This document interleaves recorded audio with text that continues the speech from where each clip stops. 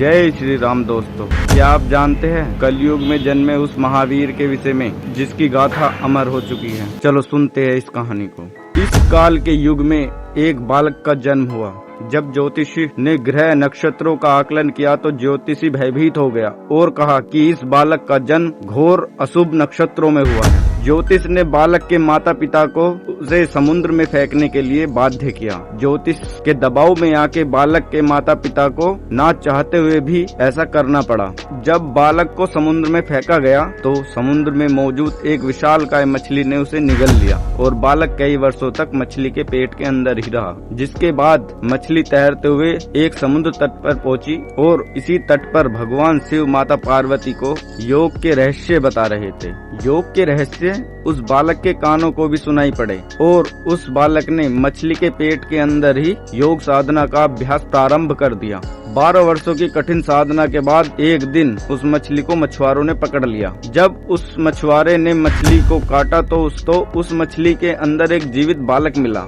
अचरज से भरे मछुआरे ने उस बालक को अपने साथ रख लिया। समय के साथ बालक बड़ा हो रहा था और एक दिन मछुआरे ने उस बालक को मछली पकड़ने के लिए भेजा। जैसे ही बालक ने मछलियां पकड़ी तो देखा बाहर निकालते ही मछलियां तड़पने लगीं। करुणामयी बालक ने सभी मछलियों को वापस जल में छोड़ दिया और खाली हाथ वापस लौट आया। जब मछुआरे को इस बात का पता चला तो उसने बालक को बुरा भला कहा। जब मछुआरे ने बालक को बुरा भला कहा तो वो बालक उस स्थान को छोड़ अज्ञातवास की ओर निकल पड़ा। अपने भरण पोषण के लिए भिक्षा मांगने लगा और अपना संपूर्ण जीवन साधना में लगा दिया। समय बीतता गया और समय के साथ साथ वो बालक एक प्रबुद्ध सिद्ध के रूप में उभरा। कुछ लोग उन्हें भगवान शिव का भक्त तो कुछ लोग उन्हें भगवान शिव का अंश भी मानते हैं। इतने लंबे समय तक मछली के पेट में पलने के कारण उन्हें गुरु मत्स्येंद्र नाथ के नाम से जाना जाने लगा। उन्हें मछलियों का भगवान भी कहा जाता है। इत्तेफाक कहें या कुछ और, ऐसी ही घटना का वर्णन चिंदी तिब्बती प्रस्तुतिकरण में भी मिलता है।